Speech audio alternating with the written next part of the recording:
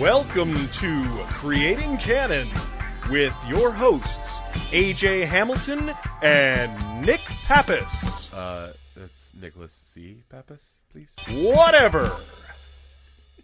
Nicholas C. Pappas. Hey, Nick. Hey, AJ. How's it going? Oh my god. It's honestly, Yeah. I watched a Charles Bronson movie today. Hey, I did too. Yeah. But you asked how's it going? Yes. And the only answer you could give on a day when you see a Charles Bronson movie Is Bronson-y. is fucking amazing. Or Bronson-y. Bronson-y. Which Yeah. is basically the same thing. Exactly. Bronson-y. Yeah. Yes. And that movie, What was it? that movie, I forgot already. this is the amazing part. It is a movie described by Roger Ebert Yes. as a scummy little sewer of a movie. Scummy. Roger Ebert gave it 0 stars, and I never wanted to smack him more in my entire life. This movie is called 10 to Midnight. 10 to midnight. 10 to Midnight! So not from 10 to midnight. Not from 10 to midnight, not 10 till midnight. Not 10 from to 3 to midnight. 5. No, that is a different Charles Bronson movie. Not from 8:15 to 8:20. That is a thing that doesn't exist. That's a random time. That exists. Well, yeah, but I mean, like, it's not a movie. You know what? You're These right. are just words combined You're right. into a title. You're right. I know that. And I know it's I am. funny that you say that because Okay. when you watch the movie, Yes. these words mean nothing to the movie whatsoever. 10 to Midnight. I mean, you watched it. Because I didn't perceive that. I absolutely read into it that 10 to midnight was a time in their world.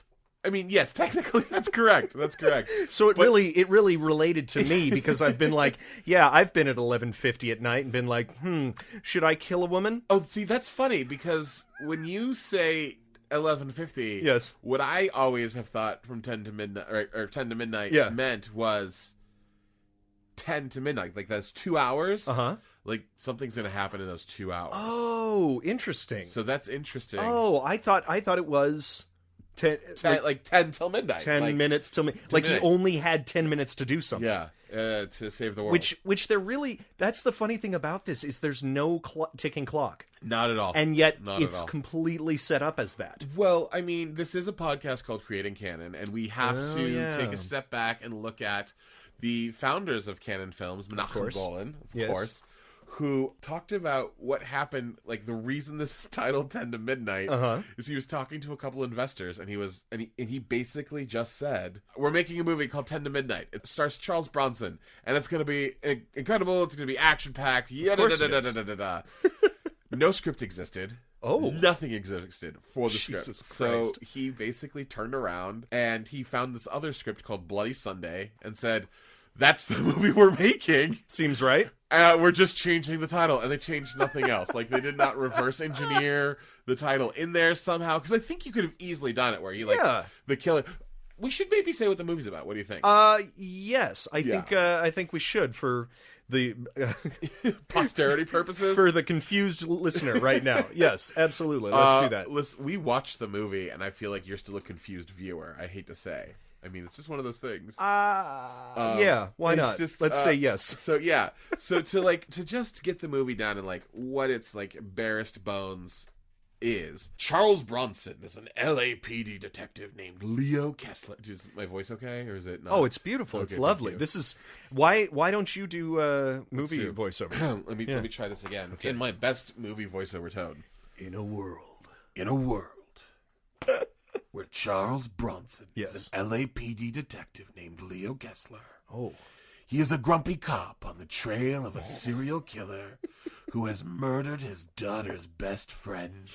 It's a cat and mouse game with the handsome naked killer as each bet their lives on their convictions. Ooh. This is 10 to Midnight. Ooh, I just got chills. Yeah, I did too. Ooh. I'm not gonna lie, I give Oh myself my. chills. Also, I just want to Wonderful. point out that Yes. any movie starring Charles Bronson could start with Charles Bronson is a grumpy LAPD detective named. Just it doesn't even have to be LAPD. Just That's true. It's just Charles Bronson is grumpy. Is a grumpy, some sort of law enforcement guy. That's all there is to it. Charles Bronson is a grumpy. Charles Bronson is a grumpy cat. Yeah. In Grumpy Cat. The Charles Bronson story. I love that. Can I ask you a real question now please. that we're talking about Charles Bronson and love Charles Bronson's grumpiness? I've seen a lot of Charles Bronson things. All right. Can you do me a favor? What is a Charles Bronson? What is a Charles Bronson? What is he? Where is he from? What does he do? What is his deal? He's clearly from some sort of hard fighting city. Maybe Boston, maybe Brooklyn. Are you making this maybe up? Chicago? You Yes, of making course this up I as am. we go? Of course I am. What is a Charles Bronson? A hard fighting city. Fighting city. But you know what I mean, right? Yes, absolutely. Like, I mean, can you place his accent? no, not at all. No, I can't. It's like He's some sort of, I don't know. it's like Zoidberg on Xanax, right? Right. Hey, don't go. Zoidberg. Hey, you. And we talked about this. He doesn't have a huge range of emotions. So this was the exact impression. Yes. Hello, I'm Charles Bronson. Hey Charles, are you angry? Can't you tell? I am angry. Oh, I'm sorry. I'm also sad because my wife just died. Oh, And geez. then and then 3 minutes later in the movie, yeah. I'm very happy because I won $1 million. He gets to hang out with his daughter again. Yeah. Are you happy again? Yeah. I guess so. I'm very happy. Sure. I don't know. Sure. My Charles Bronson's not great. No, but and it's weird because he ranged from these movies to westerns. Yeah. He never changed his voice. Never changed his. He didn't his need to. Really. He was just was that guy. perfect. Speaking of changing, For for this movie in particular, Mm-hmm. the 61-year-old Charles Bronson. He was 61 He in was this. 61 in this movie. My God. And he doesn't look a day over 70. No. And he doesn't look a day under 68. I mean, he is rough looking. Yeah. Right? That couple of tanks have rolled over his face in the past. Jesus Christ. And I mean, he is rough looking. Mm-hmm. But I was reading that just before the production of this movie started, he had plastic surgery done To do what? in order to look younger to play the role. And he truly does look like he's 70, so it doesn't really matter. I mean, Well, and the funny thing is also his daughter says, I've been surviving this for 20 whole years. his daughter looks 30. She was 27, to be fair, but she does look... She looks like a modern 30, an 80s 25. And he's 25. So it's not too hard to understand. But it's still amazing. Yeah, It's still amazing. Yeah, but her being 20, he still could have been 60. Right. It's easy. Yeah, it could have right. worked. I mean, Totally. he could have had her at 40. Well, sure. My dad was 36 when he had me, so like that's 38 not that far for me. off. Yeah, exactly. So, So right. Yeah. Yeah. He was. This movie was 83, by the way, because Yes. you're talking about 80s 25. Like she looked like an 80s 25, which is very funny. Yeah. So this movie was 1983. So we were both like, you weren't born yet. Nope. I was 1. Okay. Which I believe that one of the saddest moments of my life is the fact that I did not see this movie originally in theaters, of course. Yeah. But I did see this movie at the New Beverly not too long ago. Fancy you. I know.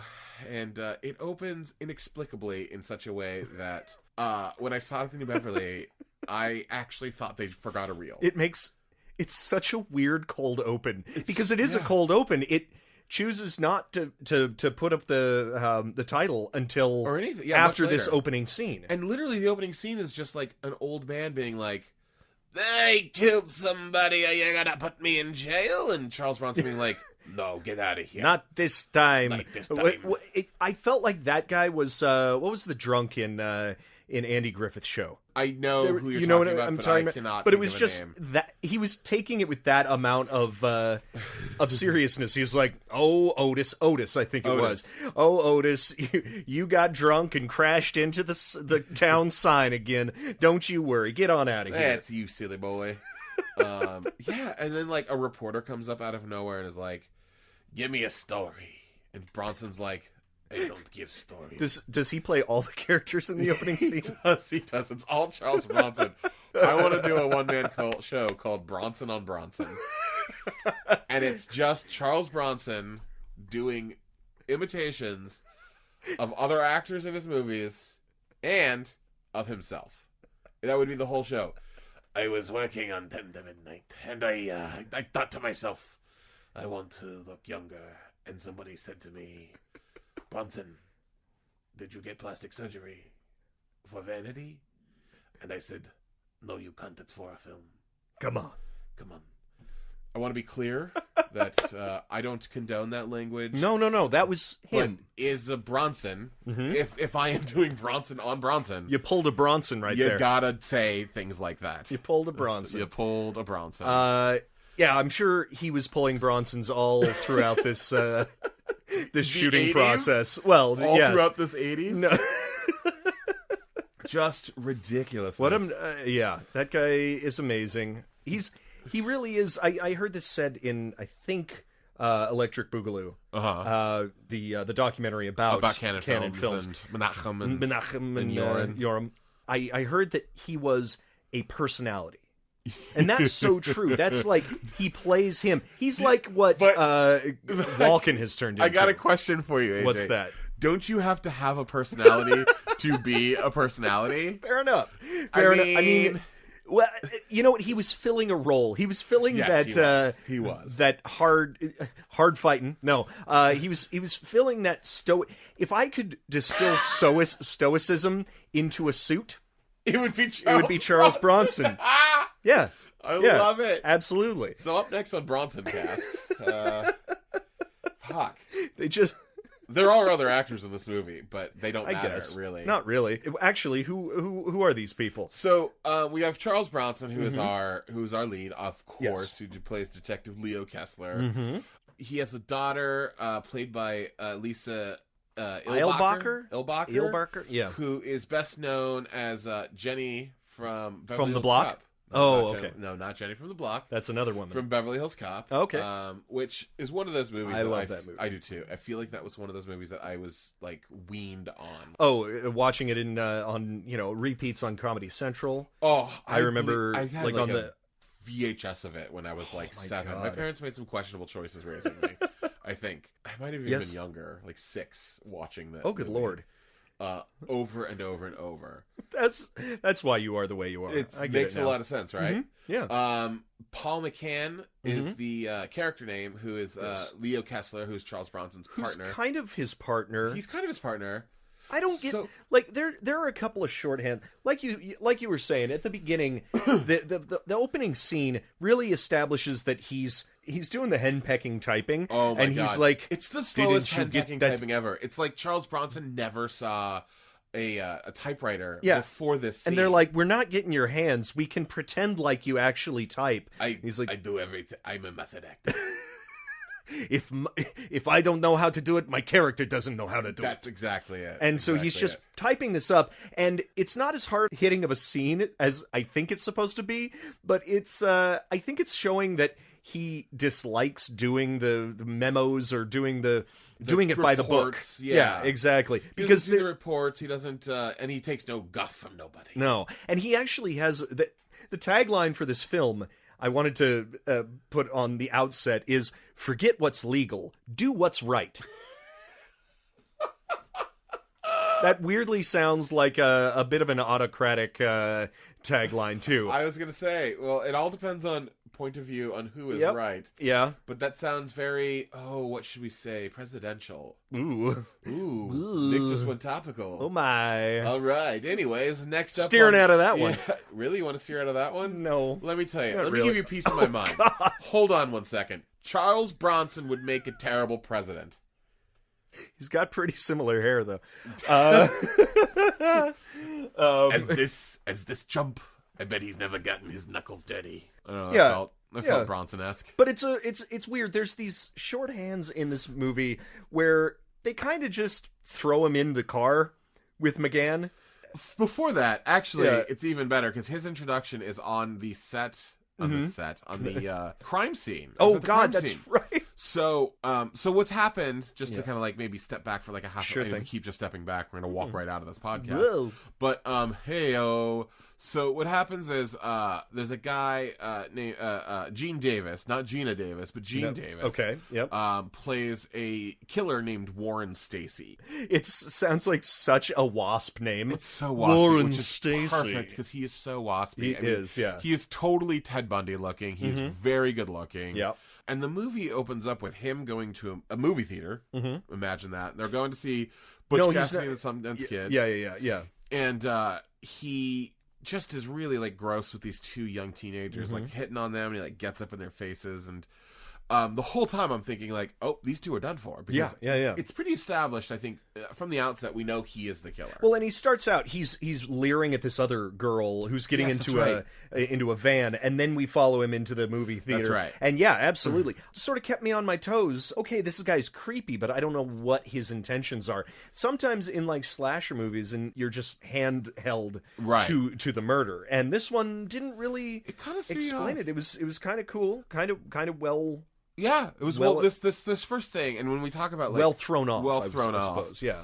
He walks in, so he's hitting on these two girls, and you think it's it for them. He then goes to the bathroom after the movie starts. Yeah. After he's like made his presence known, he goes to the bathroom. He slips on gloves, and I was like, he's gonna do it right here in the theater. Yeah. Then he slips out the window. He goes out into the woods, and he kills this girl and her boyfriend in their van while they're having sex, because you have to have gratuitous amounts of boobs, apparently. Oh, of course. In every Charles Bronson movie in 83. And butt.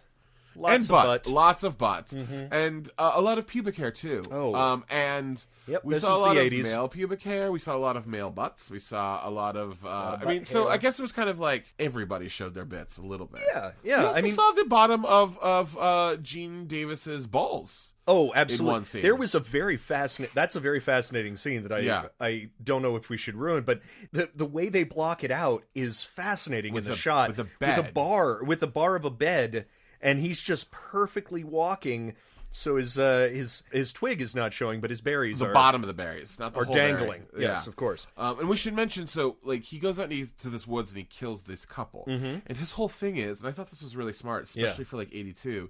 He kills people nude, so that way blood doesn't get on his clothing. He could easily wash himself. Exactly. So he kills nude, which is why later on why he's naked, yes, why we see so much butt. But then he goes back to the theater, shows up, and is like, hey, ladies, you sure you don't want to date me? And it's funny because Butch Cassidy and the Sundance Kid is 1 hour and 50 minutes. So he was able to get from the actual movie theater to the woods, commit murder, clean up, get back to the movie theater in 1 hour and 50 minutes. And this is in L.A. In L.A. Listen, I hate to say this, but like some mornings I can't even shit and get my pants on in 1 hour and 50 minutes, let alone commit some murders. And what lake? What forest are we going in LA? to? That's true. Into I mean, LA? It's Silver Lake. It's Silver Lake. That is the Lake of Silver Lake. It's got to be, right? It's got to be. Yeah. I mean, or Westlake, because otherwise it makes zero sense. But anyway, I'm not saying it's not a perfect movie, because it is.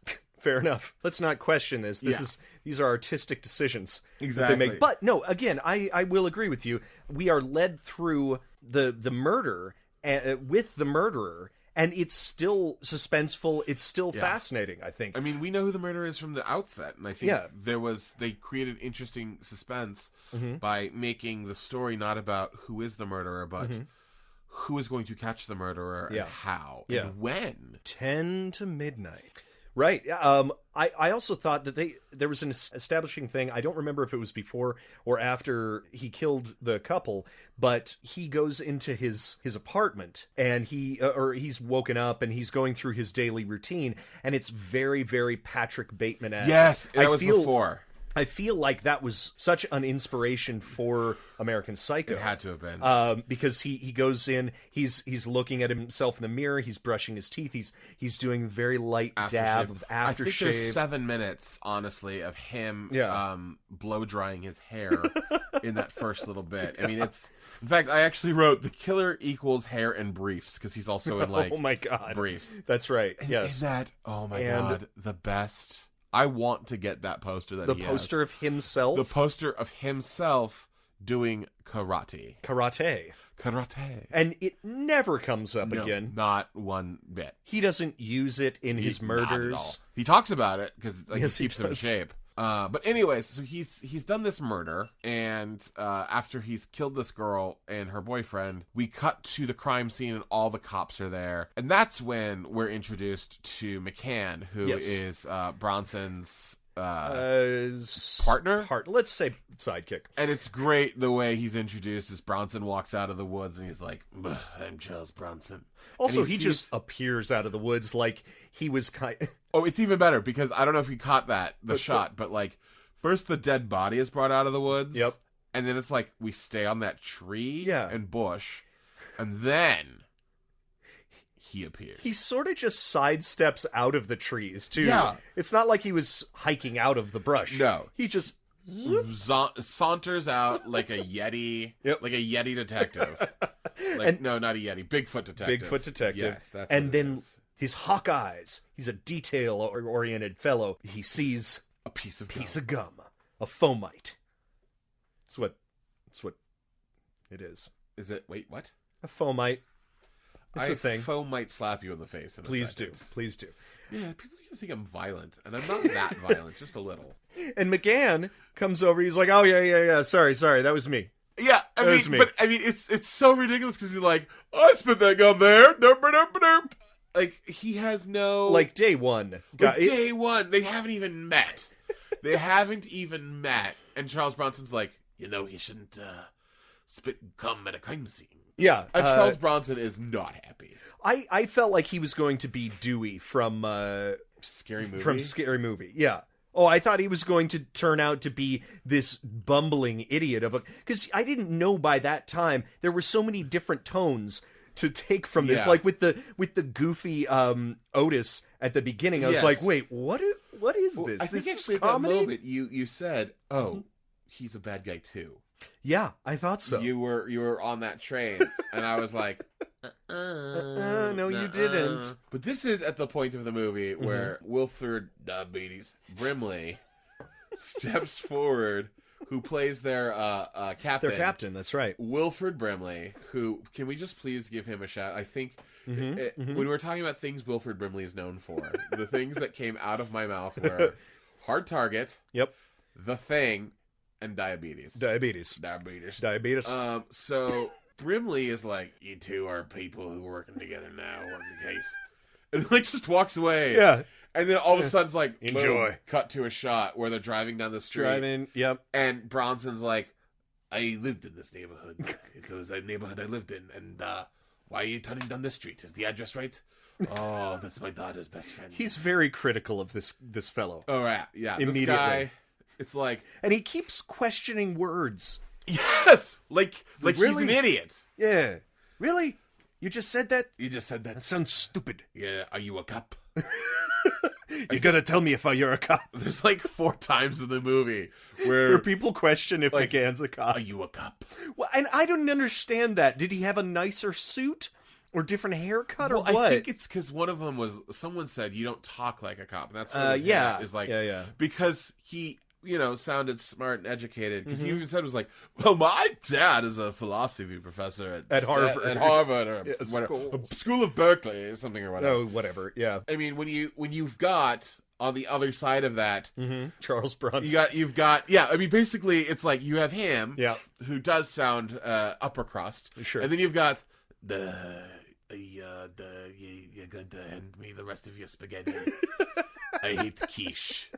I thought it was pizza. Actual line from the movie. Didn't he say I thought it was pizza? No, I thought it was pie. Yeah, that's right. I hate quiche. I thought it was pie. And you also have but you two are diabetes and we're gonna work together, and I don't know why. Your diabetes, your syringe. All right. Right. Diabetes and insulin, you work together. Right? Like that's exactly what good cop, bad cop. Yeah. Diabetes and insulin. Yeah. So I love it. Of course, when you've got those two chuckleheads, like those two ding dong dinguses, of course this other guy is gonna sound not like a moron. Unlike what I just did. I finished high school. High school. Paul McGann, Paul, GED holder. My goodness. What's amazing about this too is I just want to point out that like Bronson at this point has watched this girl's body get taken out of the woods, which they didn't cover either. Well, it didn't cover her face or nothing. Like her face is still hanging out, and Charles Bronson has been in the bushes with this girl. And it's not until they're driving up to the house where he's like, "Oh, this is the house. This is my daughter's best friend." And it was like, wait a second, you just saw her for like 9 minutes. Yep. I couldn't help it. I was looking at her breasts. I guess I haven't seen her in a while. Yeah, I mean, like, come on. I don't know. And it's then incredible. Garbage Man and Betty White. Very clear. It is a perfect movie. Still amazing. Then Garbage Man and Betty White are the parents, and they're sad, and they go to the funeral, and it turns out that this guy Warren Stacy worked with her. Yes, and she was best friends with the daughter of Leo. I gotta say, it's kind of just like as far as like a writing point of view is concerned.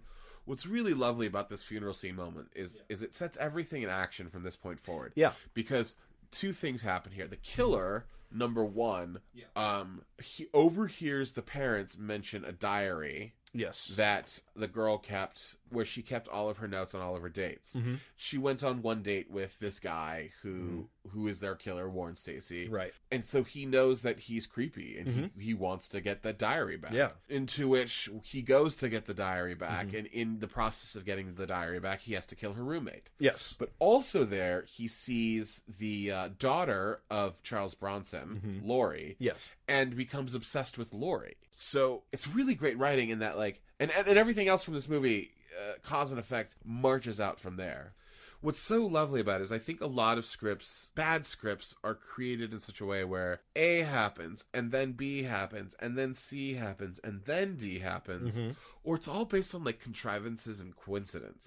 Like somebody ends up in a certain elevator, and you're like, wait, there's no reason why they would be in the same elevator in a huge city. It makes or something no like sense. that. Yeah, exactly. Yeah. Like, it makes no sense that, like, he would figure, like, I think the bad version of the script is Warren Stacy finds out who the cop is who's investigating his case, and then figures out that the cop has a daughter, and then starts stalking the daughter. I mean, because that's just the bad version. Exactly. Whereas what I thought was really great here is that the only coincidence that really happens in the entire movie is the fact that Bronson's daughter was best friends with this girl. Right. Yeah, exactly. The only coincidence. But yeah, I think that would be the biggest coincidence because of course he was going to go to the funeral anyway, and he would have seen whoever her friends were and might have latched on to whoever it was. I think actually the biggest coincidence is that Bronson was on the case of his daughter's best friend.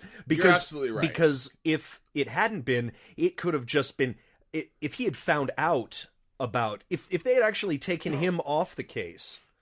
I mean, I know that it's an interesting thing to have him brought to that crime scene or something, and that's how we are introduced to him. But if we had taken him off that crime scene and just put him in, there would have been no coincidences. Yeah. It would have been, well, she's the best friend, and her father is a cop, so he's going to push it on. But I think that he was put on to that case is the coincidence. Yes. And that's fine. And that's actually, you can actually get away with like one or two coincidences in a movie, especially if they're early. Yes. Yeah. And then from that point on, everything was by character's choice or action that creates every next plot point. And in that sense, like, the movie is really solid. I mean, it really, really is a solid film.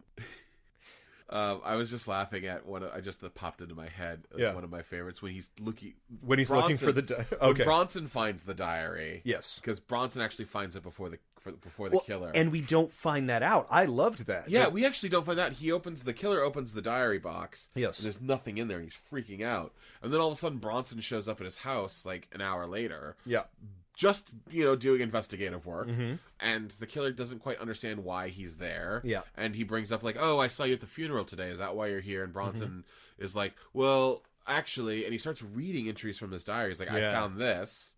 He reads an entry, And he's like, do you know who that is? And the killer's like, oh, I don't know. And he's like, oh, that's Jim Johnson. And then like, oh, that's like Bill Myers. And then he reads this one and he's like, he took me on a date. He was a real creep, the creepiest creep. He called me all the time because he's a real creeper. He's a real creep and he's a dumb, ugly creep.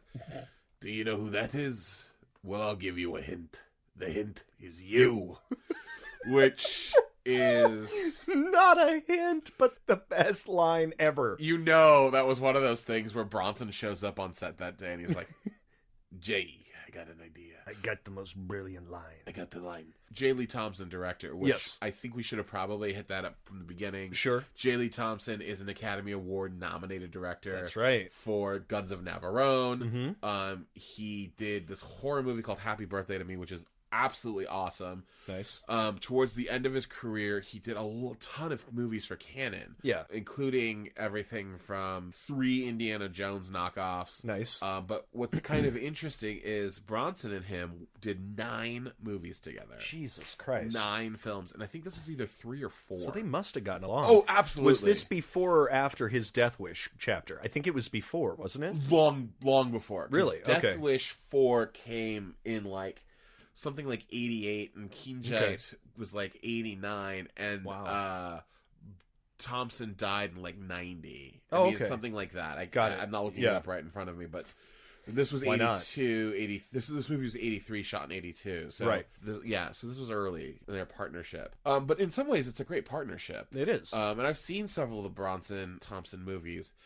They are all entertaining as fuck. Nice. They are so much fun and nearly perfect films, much like this movie. I'm gonna call bullshit on that, but until you show me the evidence, we're gonna watch like 5 of them for this podcast. Yay! So there you go. Excellent. But to kind of skip towards the end of the movie, some of the things that becomes really just incredible. Well, first of all, Charles Bronson's always like super ultra conservative, right? Oh yes, very much so. Like the way it comes out, but he has this huge monologue where he basically hits. Did you write it down? Like basically the words about like we used to have a justice system that it was justice, but now it's now laws. The law means looking for a loophole, not law and order, not justice. We are loyal to the criminal and not the. And part of that is he tells this really long story about how I had this one case. We knew this guy. He was the killer, and he murdered his. What was it? He murdered his wife, and he said he went crazy, and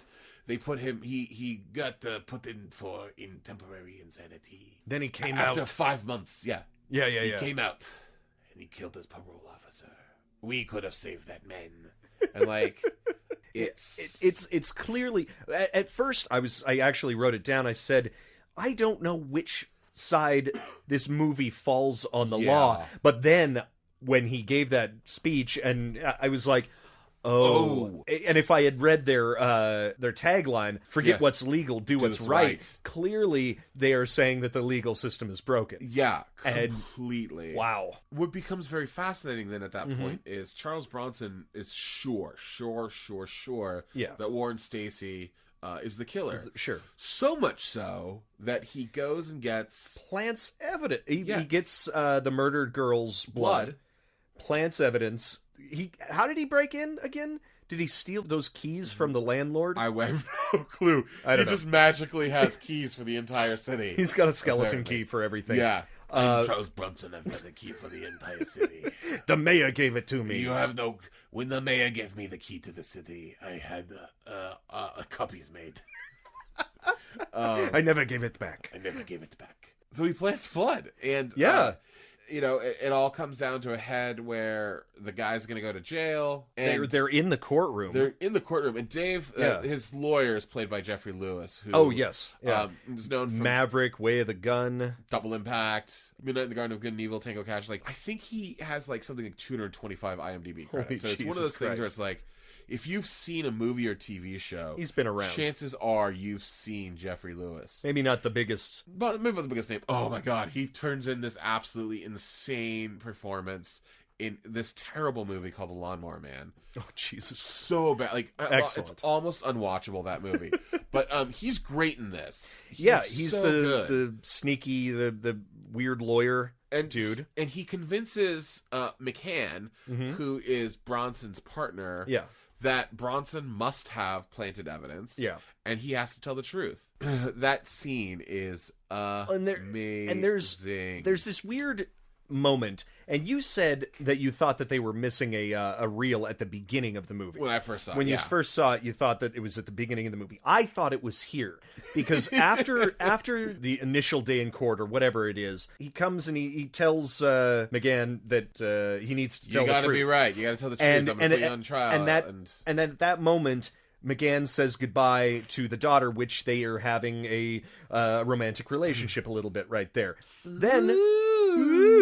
Then it cuts to her calling him and him watching TV, and it's like they haven't seen each other in a month. And then he says, I'm getting another call. Sorry, I'll try to see you more. And he gets the call from the same lawyer saying, hey, remember what I said? And perjury's bad. Perjury's bad. He almost like line for line repeats what he's saying, just a little bit more intensely. I wasn't understanding the passage of time, so that was what frustrated me. It's actually really unclear. You're right. Yeah, and I was like, wait, there has to be some sort of other scene in the middle there. I'm assuming there's like 10 minutes cut there, because it feels like a lot happened. And it's just to remind you. And then, so he, McGann, somehow figures out that Bronson did plant... Well, it wasn't somehow. It was actually really clear in the movie. He went and talked to the guy... The attendant at the place where Bronson got the blood. Yeah, and he's like, oh yeah, no, when Bronson I was going to get it, he went into the place where the blood is kept. Right, so it was very clear, like, where he got it from. Yeah, he connected the dots. But the part that I thought, some good police work for a guy who apparently doesn't look like a policeman. But the part that I thought was like, what the fuck is happening? Yeah. It was just incredible, was when he confronts Bronson. Yeah. And the confrontation was, so I got a weird question, like, did you plant evidence? And Bronson goes, yes, I did. That was it! That was it! I know, that... I think that part and the pairing those two up was the laziest writing in this ever. It made no sense. I was like, wait, how did you could have just said no. Yep. And maybe he would have believed you. Where is this conscience coming from? I'm an honest cop, but I'm an honest cop, things. But I'm also a criminal. Yeah. Kinda. So amazing. So basically, Bronson and the partner come clean. The judge throws the case out. The guy is set free. Then Bronson starts following the guy like crazy. So Bronson is fired also. Yes, of course. And and they're also worried about the murderer dude because he's been calling his daughter. He's obsessed with his daughter. With a Spanish accent. Oh my god. Are you trying to say that Spanish accent is racist in any way, shape, or form? Racist and bad. It sounded like Tommy Wiseau. It sounded like if Tommy Wiseau was doing the most broad Cheech Marin. Yeah. Oh, yeah. Yeah. Ever. Exactly. Because it had that, like... I mean, I'm not even going to do the accent because it was like... It's one of those things where, like, I don't want to be that offensive. I am Pedro, and I don't know... You are a bitch. You bitch. Bronson is so... Your Spanish accent and your Bronson are very similar. It's all a variation of Zoidberg from Futurama. Yep. Thanks for classifying that. Well, I just needed... Because not everybody knows who Zoidberg is right off the bat. Fair enough. Do, but I just thought maybe might be one person. If you ever search for Zoidberg, you might not find it. You might not know who it is. Where are we? Long story short, then at that point, like... Everything's in motion. The killer is like angry and crazed, and he's tired of his life being. And he's tired of Bronson chasing him everywhere. And being in his face, and and so he decides just finally wants to go back to nude murdering. Yes, isn't that what we all want? Everybody, in some way or another, is nude murdering. Yeah. He then at that point goes to kill the daughter. Yeah.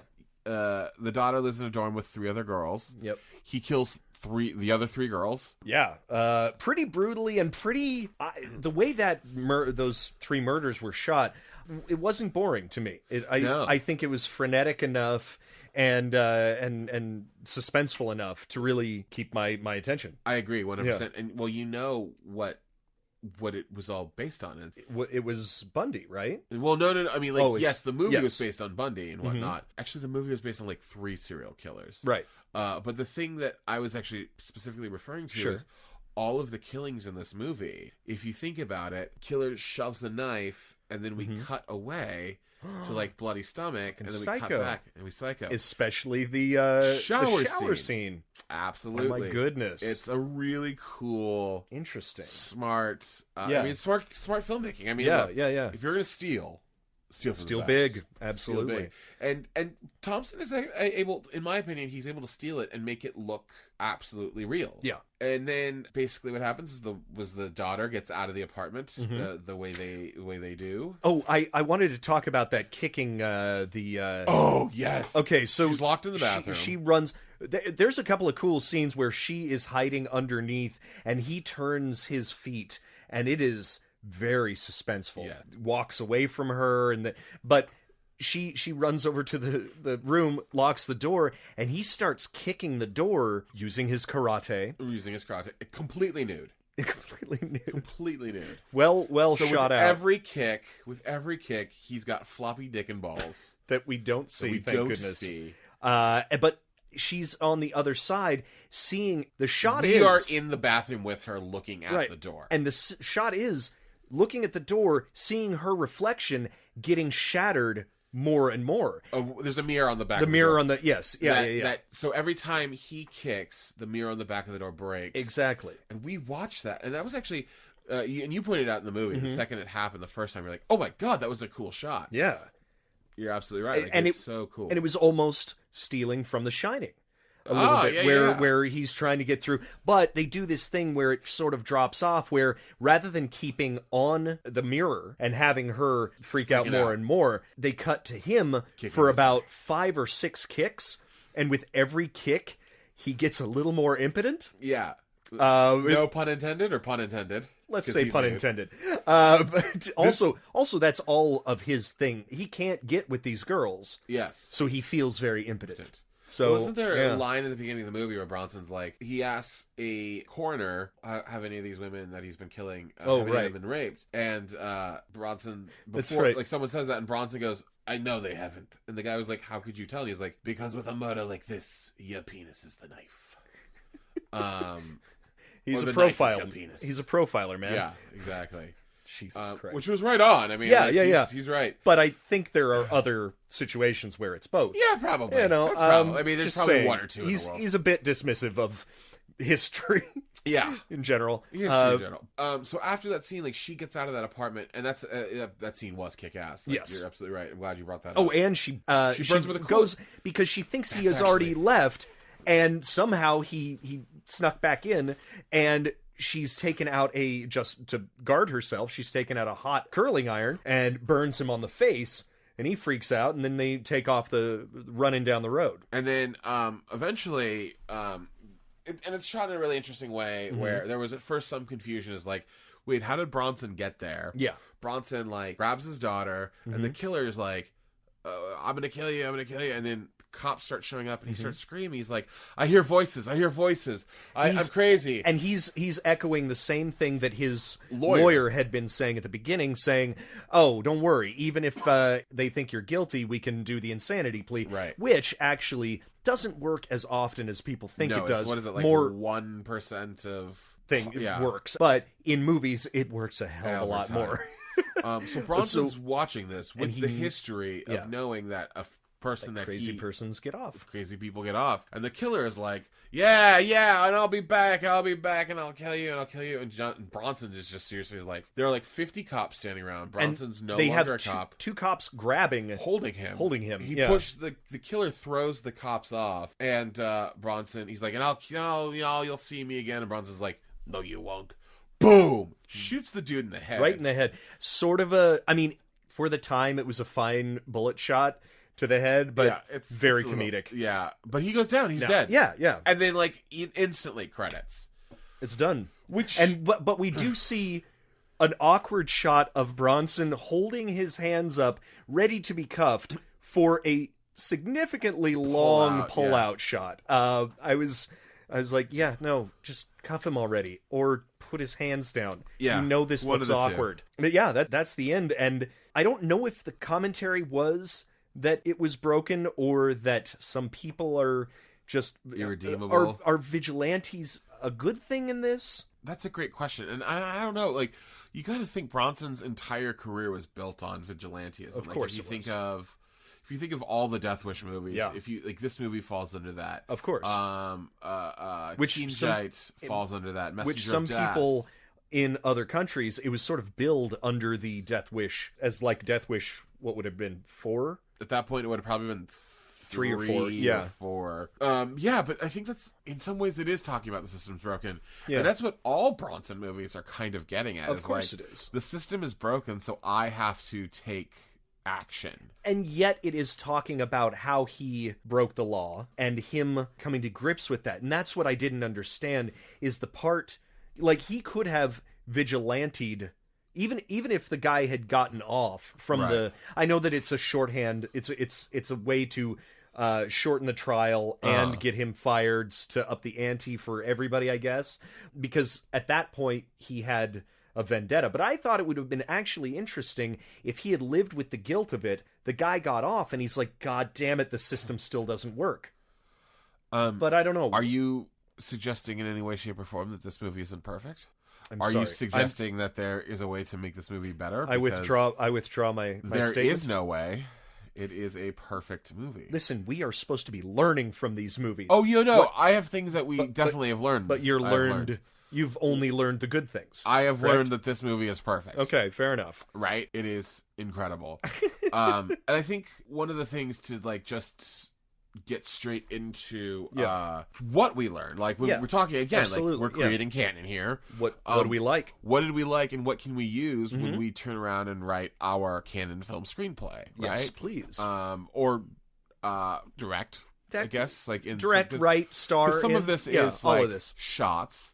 Absolutely. Yeah. But I think the movie theater plan was a great alibi. It was smart, and I thought what they balanced really well, to just hit on this again, is the thought that like I thought he was going to kill those girls. Yes. But it wasn't. So there's a lot of wonderful suspense in there. I think there are a lot of problems with movies leading people by the hand through their storyline rather than keeping a lot of the mystery. Like, I don't want to know what's coming next. Yes. I don't want it telegraphed. I want to be completely ignorant of what is coming. Well, and to me, that's just the way you live life. So I mean, of course, of course. Oh, Thank boy, you. that I don't was- know what's that was happening. mean. That was What is awful. happening? Where are we right now? Who are I? Who's going? I already No one doesn't. I already did. Yeah. And I actually think, too, about the movie theater plan that we neglected to mention before, and it actually just hit me, is it also makes him really smart. It makes it for a really smart killer. Yes. So that way, when he is going head-to-head with Bronson later on... Yeah. It makes sense that he's playing cat and mouse. Yeah, we actually believe that he is somebody capable of playing cat and mouse. Now, I would say the character is written that way. I would disagree. Are you saying that Gene Davis did not give a flawless performance? Is he still alive? I'm sure he is. Is he as crazy as his character? I don't think that's true. Okay, good. Then he wasn't perfect. No, he was not. I'm so sorry. You need to be, as an actor, you need to be smarter than your character, I think, to play that smart, or at least... AJ, he was so in character in that last scene, he dislocated one of the other actress's arms. That's what I heard. Yes. My God. Yes. That's how ouch. in character he is. Well, good for him. Yeah. I don't really like those types of actors. I know. It's really bad. But to your point, though, I actually think what's fascinating about this movie is if there is anything that could be improved upon. Yes. Which I don't think there is. No, not at all. But if there could be, what's fascinating is I actually think the acting was subpar. Yes. Especially when there's incredible visuals, like the scene with the shattering of the mirror when he's kicking the door. Absolutely. The fact that it's got that like awesome, I love like that's what I can only kind of think of as like the 70s zoom, and I think it's from the French Connection where it really started, but that idea of like it's a wide and then all of a sudden it's like and it's sort of like a shaky weird Yep. But I love... Well, they do... You know what they do it in? Bob's Burgers. Yes. Funny enough. Bob's Burgers. They do that a lot. They also do it in... Well, James Wan does it in, I think, The Conjuring, both Conjuring movies. He has very similar, like... But it's wide it's smoother. Quick. Of course. Of course, yeah. But it's directed. yeah. It's directed really well. Like that, the Shattering of the Mirror, and I think Thompson creates this really great suspense and surprising moments. Yeah. Throughout, and that's him. But also, suspense comes from the writing, and I think the writing in this script is absolutely wonderful. It's one of those scripts where it doesn't seem like it should be, but I feel like if I was teaching a class on canon films screenwriting, okay, or canon, oh god, if I could teach a class in canon films, the world would be a good place. I think this is a good primer. This is we can try to that's my whole point of this thing. Absolutely. But I would use the script as like a great example of solid, well written cause and effect screenwriting. Yep. And I also really dig that the fact at the end that it just gives no fucks, right? Like it gives no fucks. You know what? Actually, funny enough, go back and listen to our Captain America episode, because I think we had those parallels where anyone could die. Yes. We didn't know. I mean, it sort of feels silly to talk about the Captain America movie having like high stakes, but it really does. You know, and this does too, where you're like, I don't know. I really thought he was catching up to the chase at the very end. The daughter, she was great. I got to give her credit. Oh God, yes, she was great. We didn't even mention her, and she delivered some of the best lines that almost felt like they were from a 40s or 50s noir totally, movie. Hard boiled and like kind of corny, but awesome. Hey, call me sometime. Yeah, you know, and it was just like, oh my God, she's a smart, strong female character. She actually is. You know, I really... Which is crazy for a Bronson movie. I'm saying, yeah, exactly. It's like he wasn't involved in writing or directing or anything. So Julie Thompson was he was uncredited, right? Uncredited story by. Yeah. And the writer is a guy named William Roberts. And he did some amazing movies. He did The Magnificent Seven, Last American Hero. He did Posse. Okay. And this is as good, if not better, as things like Magnificent Seven. Sure. Major Pain, which is that movie that starred Damon Wayans. Or not Junior. Senior. Yes. I think people are learning I have a real twisted idea of what great films are. The more we do all right, this is the best. We're two in. Yep. Two in. Well, also, I just want to before we move on, I think every movie can benefit from fleshlights. Yes, actually, this is one of those things where I'm glad you brought this up, because I know this is a visual medium or an auditory medium. Yes, but we do have behind AJ. We've got a picture pulled up of what is essentially an original fleshlight from '83, which looks like on one end, like there's a hole that you stick your penis into, and then the other end is like an egg beater. Well, that's the weird thing. Is it looks like, first of all, it looks sort of like a either like a severed foot that's both cut off at the ankle and just past the heel, and then that is plugged into what looks like a thermos / egg beater. That apparently you stick your penis in there, and then you turn on the egg beater, and then your eggs are beaten, and you. I wonder if it has a catch system in the end of that. Oh, you know that it's no like actual catch system. It just collects in there, and then you have to dump it out like you're trying to get the last of your cereal milk out of the bowl, and you just have to sort of wait until it just, or like honey, you have to wait until it's like honey. Yep. The last of the honey, you're holding it or yogurt down, or yogurt. I think yogurt. And it just takes its time because it's sort of viscousy, but not, and it just has to slide out of there. I also think it looks pretty dirty in this. Yeah, that definitely. It has looks never. Like, it is not a modern one where you could definitely throw it in the dishwasher and just be... I'm telling you, I'm looking at this thing right now on that screen behind AJ's head, and it looks like, if anything, that was passed down from father to son. To father to son. And this is third generation. From World War I. This looks like it's homemade. This looks like it's homemade. Oh yeah, absolutely it does. And if this is what those things looked like back then, who would put their dick in it? Well, it's like that doll, that Cabbage Patch doll that ate things, but then accidentally like ate hair. And did you hear about that? There was a eating doll back in the 80s or 90s. I thought you were going to tell me about a story about a Cabbage Patch doll that sucked dicks. That's Next Generation That's shit. Next Generation. I got truly panicked. It was a little doll that had an opening mouth, and you could feed it like carrots or something like that, and it would take it down, and you could like exit out of its stomach, and then you feed it again and so again. Even like but come out of its like rear end. You I would don't have to think cut it was its that stomach dirty. Open. But its kids stomach open. Would that is accidentally terrifying. feed it their hair, and then it would start chomping on it, and it would get caught in the gears. And that's kind of what I would worry about with this. I feel that there are exposed gears in this. He didn't design it well, or his great-grandfather didn't design it well. This really brings... This has gone off the rails. This has gone off the rails, but I just have to say, this really brings new meaning to the term, you're grinding my gears. God, that is below the belt. It's, yeah, boy. Oh, hey, any interesting things to talk about this movie before we get out of here? You know, one of the things that I absolutely loved in this movie is of course it's 83. Sure.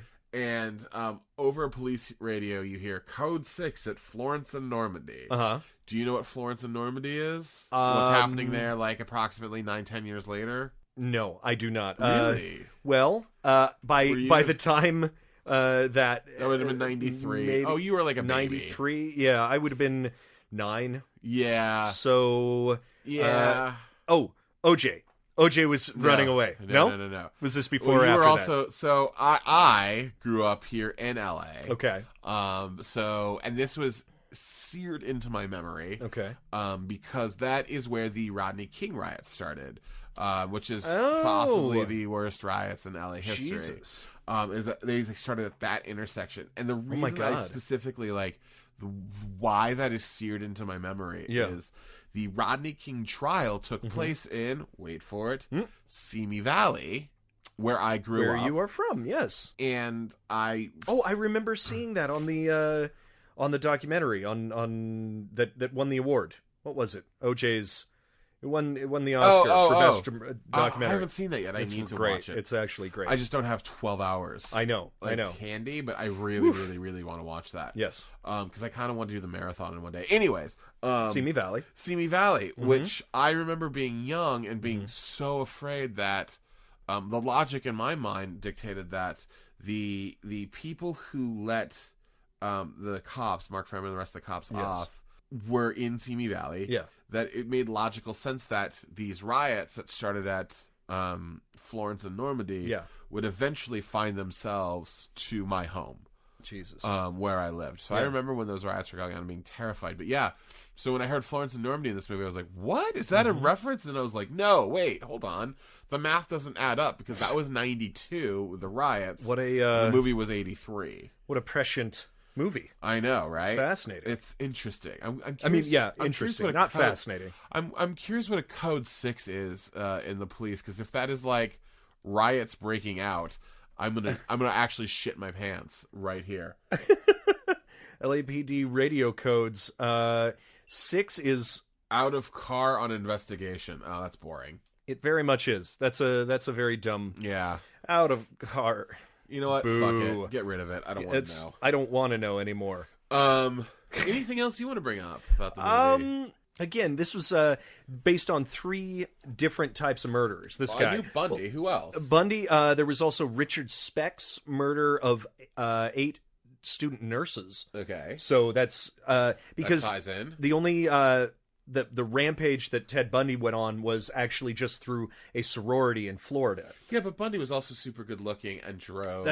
Drove a Beetle. Volkswagen Beetle. That's true. And this guy was super good looking and drove a Beetle. That was weird. And then there was a Scotland Yard investigator who got fired for planting evidence. Yeah, and it turned out that the killer committed 3 murders before being convicted. Oh, just like in this movie. Bronson knew. Bronson gets him out. Yep. Well, he doesn't get him out, but Bronson plants the evidence. Mm-hmm. The killer gets away, and then after that, the killer is able to kill 3 more people. So. Exactly. So. Oh, interesting. Interesting. Yeah. This. I mean, I think that this weirdly it's not like it was a rush job. It was an existing script. Yeah. But this was a solid script. It's a great, yeah. I mean, look, I hate this. Like, I know I've been joking a little bit about it being a great movie. Yeah. But I actually really enjoy this movie a lot. There's nothing that brings it down to such a, how did this possibly make it to screen? Yeah. You know, it's not unwatchable. Yeah, it's not unwatchable, and it's not so bad that it's good. Yeah, it's it's actually just, oh, this is standard fare. This is fine. Did you say what kind of fare? Standard fare? What kind of fare? This is amazing fare. This is wonderful. This puts Ren Fair to shame. I don't know what that means. I'm not a huge Ren Fair person, so that makes that just really weird. Well, there are actually as many boobies, if not more, from Ren Fair to this. So movie. yeah, Yes, exactly. They're not just not tied up with a corset. This was a boob-heavy movie. Oh yes, lots of boob boobs, and butts. Lots of butts. I'm pretty sure I saw 2 assholes. Very hairy assholes in this movie. One was the guy who's having sex in with the the girl truck at or in the party. van. Oh, in the shit! The guy God. in the van too. There was 3 assholes in this movie. Yeah, but that was butt. that bit right there was the only bit of like comedy. That was when comedy. when McCann busts in, thinks that he hears somebody getting murdered, and it's actually just a guy and a girl going at it, and the guy flips off of her, freaks out. She covers her boobs. He's got a gun. McCann's got a gun pulled. Yeah, McCann's like, it's like, oh gosh, I'm so sorry. I'm sorry. Continue. And then he closes the door, and the guy and the girl look at each other, and he like shoves her back down. He just like pushes her back down. All right, and she's like, yeah, I'm ready to party. Why not do what we were doing? I don't even know what was going on right there. What's happening? A lot of great moments in this. I dug this, and I think we learned a lot. Like, I think, and I just want to go back to it. Like, it was interesting because I remember one of the things we did kind of talk about in Captain America is like you have to have actors buying in because if the actors are buying in, they can take the shittiest thing and at least try to do something with it. Yes. Whereas this is almost the opposite of like, I mean, obviously a great script with clever ideas and some really great directing can take some shitty acting and make a movie really wonderful. Yeah, and actually, the fact that the murderer in this is not a great actor is kind of okay because he's so crazy. Yes. I mean, he just is an off human being. Yeah. So it makes sense. It works. And I think we neglected to mention the John Carpenter style synth music in this, which I think that should actually be floated out there too. That when we make our canon film, I think we should try to find that like 80s Carpenter style synth. Yeah. That was Beverly Hills Cop you were starting to do. I only did 3. Yeah. They can't sue us. Well, and also one of the in one of the murder scenes, isn't there a sound cue that is from Terminator? No, well, actually, it's the other way around because this was before Terminator. So, oh my god, that's right. Yeah, of course. When the lady who runs that office turns around and tells everybody that Betty's dead, yes, it starts playing the same musical cue that was in the police massacre in the Terminator movie. What a weird connection. Yeah, well, I mean, what can I say? Yeah, you see a bunch of movies. So bizarre. I don't know what that meant. You see a bunch of movies. You see a bunch of movies. James Cameron is going to steal from it. That's all, folks.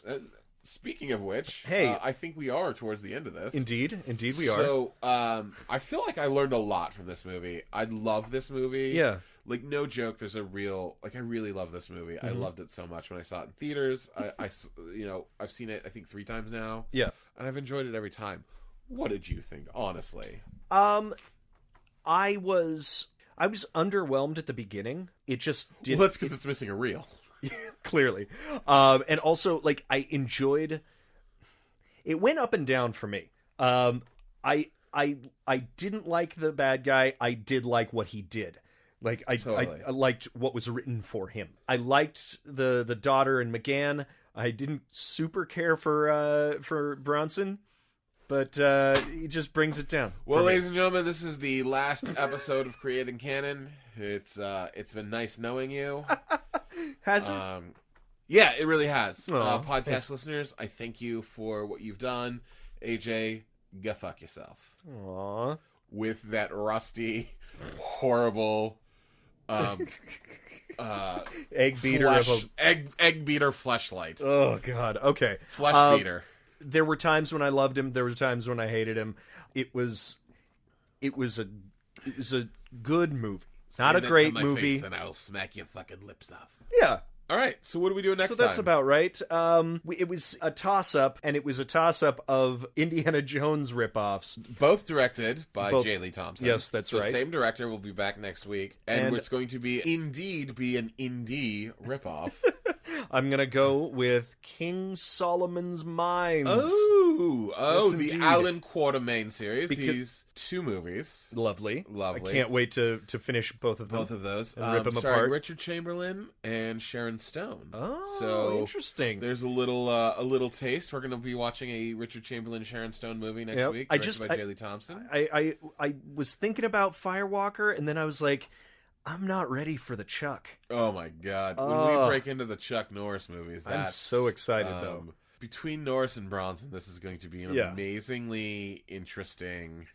We can't blow our Norris load too fast. No, you have to wait for Norris till the end, right?